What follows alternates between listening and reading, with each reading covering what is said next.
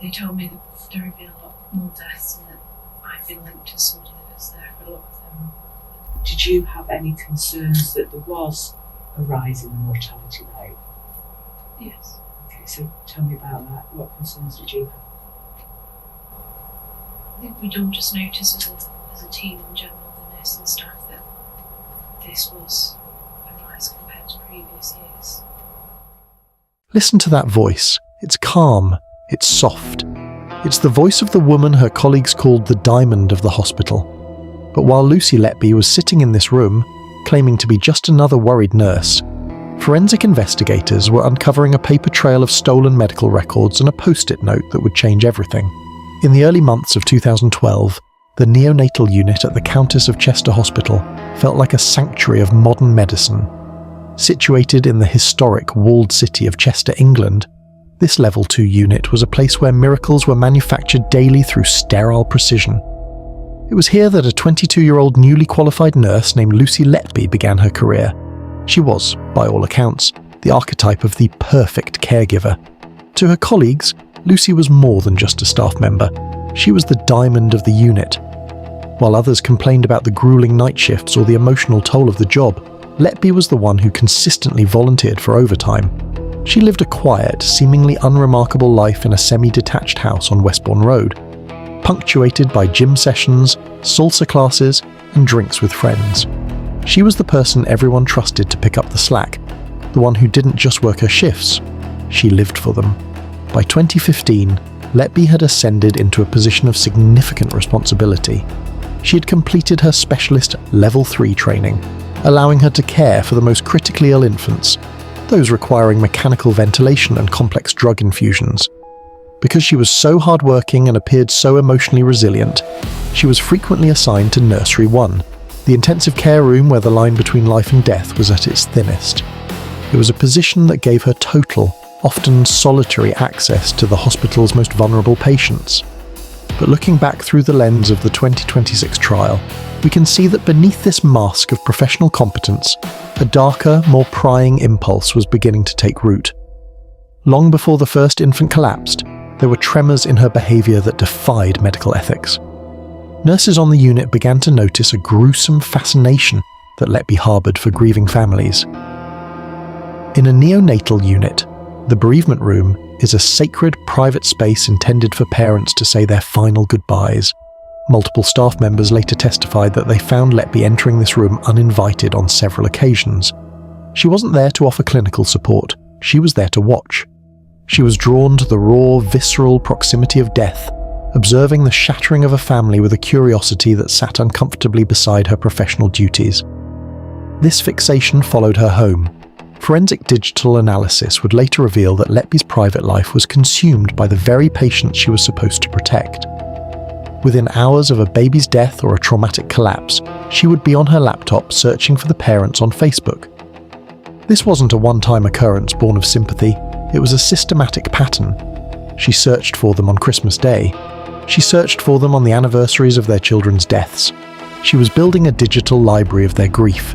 In the eyes of the unit, she was the tireless professional who was always there when things went wrong. In reality, she was a predator cultivating an environment where she could be the first to witness the tragedy she was secretly beginning to orchestrate. The mask was perfect, the setting was sterile, and as the calendar turned to June 2015, the diamond of the Countess of Chester was about to ensure that the unit would never be the same again. By the early summer of 2015, the neonatal unit at the Countess of Chester Hospital began to fall into a pattern of unexplained violent tragedy. In a unit that typically saw 2 or 3 deaths per year, the next 12 months would see a body count that defied every medical statistic in the British healthcare system. This was the beginning of what investigators would later call the Year of Blood. The sequence began on the night of June 8, 2015. The victim was Child A, a twin boy born 6 weeks premature but in remarkably stable condition. At 8 p.m, Lucy Letby clocked on for her night shift and was made his designated nurse. Within just 30 minutes, the tranquility of the nursery was shattered. At 8:26 p.m, Letby called for a doctor. Child A was deteriorating with a speed that baffled the on-call consultant. As they fought to save him, they noticed a strange, odd discoloration on his skin. patches of bright pink over deep blue that seemed to flicker and vanish. By 8:58 p.m, Child A was gone. He had been alive for only 24 hours. The brutality didn't pause for grief. Just 28 hours later, on June 10th, Letby turned her attention to Child A's twin sister, Child B. Using the same favourite method, an IV air embolism, she attempted to murder the girl in the same nursery where her brother had just died. Child B survived only through the frantic, heroic efforts of the resuscitation team, but the flickering skin discoloration noted on her brother had reappeared. A forensic fingerprint Letby didn't yet realise she was leaving behind. On June 14th, the target was Child C, a tiny boy weighing only 800 grams. He was in Nursery 1, the intensive care room. Although Letby was not his designated nurse, she was found standing over his monitor as his alarm screamed. Investigators would later prove she had used a different, more agonising method, forcing a massive bolus of air into his stomach through a nasogastric tube. The pressure was so immense it shattered the infant's ability to breathe. He died in his parents' arms later that morning. By June 22nd, the unit was in a state of quiet panic. Child D, a baby girl, collapsed 3 times in the early hours of the morning. Each time, Letby was present. During the third and final collapse, the same mottling of the skin was observed. Child D became the third murder in just 2 weeks. This sudden cluster of death finally triggered a response from the head consultant, Dr. Stephen Breary. On July 2nd, 2015, he sat down to review the charts.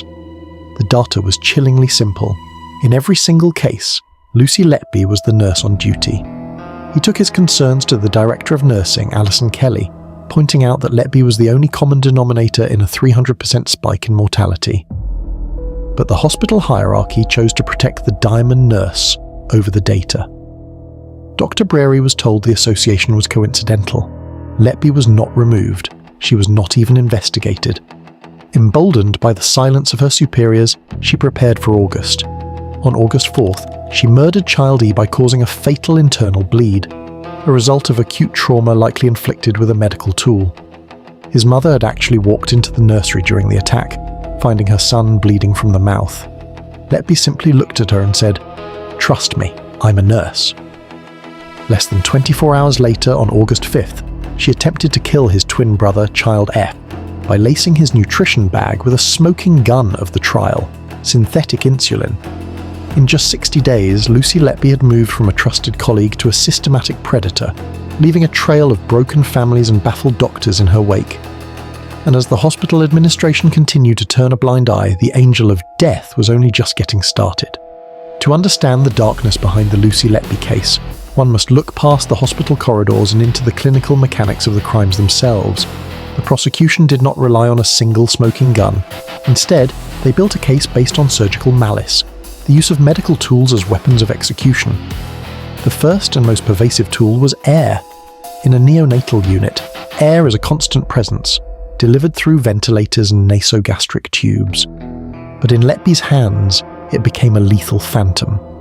The prosecution's lead expert, Dr. Dewey Evans, testified that Letby utilised 2 distinct methods of air-induced murder. The first was the air embolism.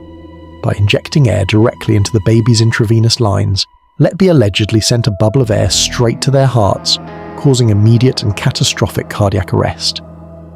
Dr. Evans pointed to a specific haunting fingerprint left on the skin of victims like Child A and Child D. A strange, flickering mottling, patches of bright pink and blue that appeared and vanished with a speed never before seen by the attending consultants. This description was pulled from a 1989 academic paper by Dr. Shoo Lee, which described the exact same phenomenon in babies proven to have died from air in the bloodstream. But Letby was adaptable. When she wasn't attacking the blood, she was attacking the breath. In the cases of Child C and Child E, the method was gastric distension. She allegedly forced massive amounts of air or milk down their feeding tubes. This wasn't a mistake. It was a physical assault. The pressure in their tiny stomachs became so immense that it pushed up against their diaphragms, physically preventing their lungs from expanding. It was a slow, agonizing suffocation from the inside out, often presenting as a distended, firm abdomen that medical staff initially mistook for a digestive issue. Then there was the chemical weapon, insulin. In August 2015 and April 2016, Child F and Child L, both twins whose siblings had already been attacked, suffered sudden, life-threatening drops in blood sugar. Toxicology reports later revealed a chilling anomaly. The babies had abnormally high insulin levels, but almost zero C-peptide, a substance the body naturally produces alongside its own insulin. This was the clean kill. It proved the insulin hadn't come from the baby's own pancreases. It had been injected. The prosecution argued Letby had spiked their parenteral nutrition bags with enough synthetic insulin to cause brain damage or death, but not enough to be immediately suspicious. It was a slow-acting poison that continued to drip into their systems long after Letby had left her shift, giving her the ultimate alibi. Perhaps most brutal of all were the cases involving physical trauma. For Child N and Child O, the cause of death wasn't just a substance, it was a physical blow. Post-mortem examinations on Child O, one of a set of triplets, revealed a shattered liver. The trauma was so severe it was comparable to a high-speed car accident. Dr. Evans testified that this was likely caused by a deliberate forceful thrust of a nasogastric tube or a physical punch to the abdomen. As we sit in February 2026, these methods are the heart of a massive global controversy. An international panel of 14 experts, led by the very man who wrote the 1989 air embolism paper, Dr. Shoo Lee, has recently come forward to state that the prosecution misinterpreted the science. They argue the mottling could have been natural post-mortem changes and that the insulin tests were notoriously unreliable. The question for the dark minds remains: were these the tools of a serial killer or the tragic side effects of a hospital unit that was understaffed, under-resourced, and looking for a scapegoat? In the next chapter, we look at the why, the post-it notes, and the internal collapse of Lucy Letby. By the spring of 2016, the atmosphere within the Countess of Chester had shifted from tragedy to a state of quiet, internal war. The senior consultants were no longer just concerned, they were convinced. They saw a pattern that the administration refused to acknowledge. But as the investigation stalled in the hospital boardrooms, Lucy Letby's internal world was beginning to fracture. To understand the why behind these crimes, we have to step inside the home she carefully curated on Westbourne Road, a space that, much like the nurse herself, appeared perfectly ordinary until you looked at what was hidden in the shadows. In July 2018, the silence of that suburban street was broken by a dawn raid.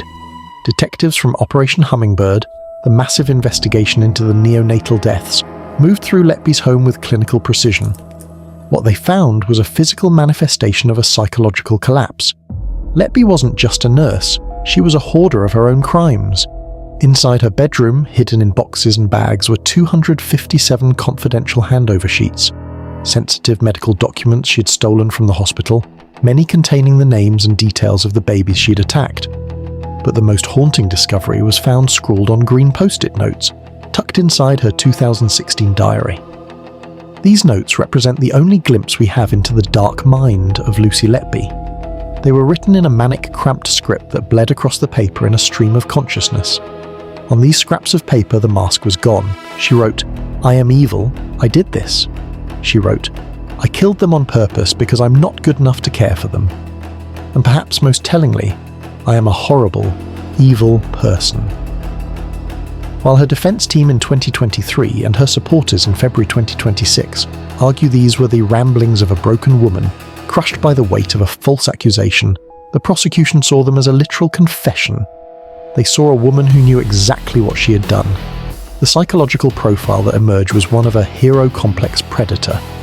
Forensic experts suggest that Letby didn't just kill for the sake of death. She killed for the sake of the drama that followed. By causing a baby to collapse, she became the center of the universe. She was the one who found the baby turning blue. She was the one who led the resuscitation. She was the one who comforted the parents as their child died. She was an emotional vampire who thrived on the adrenaline of a near miss and the attention that came with being the hero in a tragedy. There was also a deeply disturbing romantic element. Prosecutors highlighted her fixation on a married consultant at the hospital, referred to in court as Dr. A. They argued that Letby would intentionally cause babies to collapse specifically on the shifts when he was the attending physician. She wanted him there. She wanted to be the one standing beside him in the middle of a life and death crisis, building a bond through the trauma of the nursery.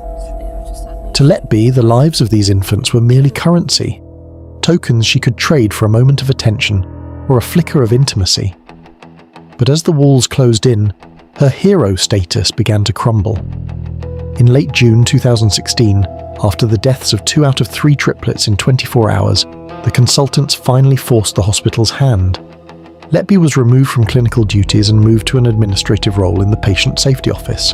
A final, bitter irony. She spent her last months at the hospital reviewing the very safety protocols she had spent a year systematically dismantling. As we look at the case today, the debate still rages. Was this the private admission of a monster who finally let the mask slip, or the frantic scribblings of a scapegoat who had been gaslit into believing she was the cause of a hospital's failure? In our final chapter, we move to the current reckoning of February 2026 and the fight to prove her innocence. As we stand in late February 2026, the case of Lucy Letby has moved beyond the walls of HMP Bronzefield and into a space of unprecedented international controversy. The Angel of Death narrative that once seemed settled by 14 whole-life sentences has fractured, leaving the British public and the world caught between the finality of the law and the persistent whispers of a potential miscarriage of justice. The most recent tremors began on January 20th, 2026. In a move that sent shockwaves through the true crime community, the Crown Prosecution Service officially announced that Lucy Letby would face no further charges related to dozens of other suspicious infant deaths. After reviewing the remaining cases from Operation Duet, the massive investigation into over 4,000 babies, prosecutors admitted that the evidential test simply wasn't met. To her supporters, this was the first crack in the foundation. To the families of the victims, it was a bitter, unfinished ending. But the real firestorm ignited on February 4th, 2026, with the global release of the Netflix documentary, The Investigation of Lucy Letby. For the first time, the public saw the raw, unedited footage of Letby's dawn arrest, the moment the mask truly fell. They heard the howl of distress from her mother as Lucy was led away in handcuffs. But more importantly, the film gave a platform to a panel of 14 international experts, led by Dr. Shoo Lee, who now claim the medical evidence used to convict her was fundamentally flawed. Dr. Lee, the very man whose research on air embolisms was used to put Letby behind bars, has now publicly stated that his work was misinterpreted. His panel argues that the mottled skin seen on the infants wasn't a sign of murder, but a symptom of the hospital's own systemic failures. Chronic understaffing, junior doctors left unsupervised, and a plumbing system so decrepit it was reportedly leaking raw sewage into the neonatal hand-washing sinks. As of February 28th, 2026, Letby's barrister, Mark MacDonald, has officially submitted a fresh 31-report application to the Criminal Cases Review Commission, CCRC. He's calling for an immediate referral back to the Court of Appeal, labelling this the greatest miscarriage of justice of the 21st century. Yet for every expert questioning the science, there is a detective from the Cheshire Constabulary reiterating their absolute confidence in the verdict. They point back to the post-it notes, the 257 stolen medical records, and the grieving parents who saw Letby standing over their dying children. So, we end where we began, in the shadow of the dark mines. Lucy Letby remains the most prolific child killer in British history, locked away with no hope of parole. But in the court of public opinion, the trial is starting all over again. Is she a monster who exploited the ultimate trust, or a woman buried alive by a system that needed a villain to hide its own decay? The truth may be locked in that prison cell, or it may be waiting in the 4,000 files the police have finally closed. One thing is certain. In the case of Lucy Letby, the final chapter has yet to be written.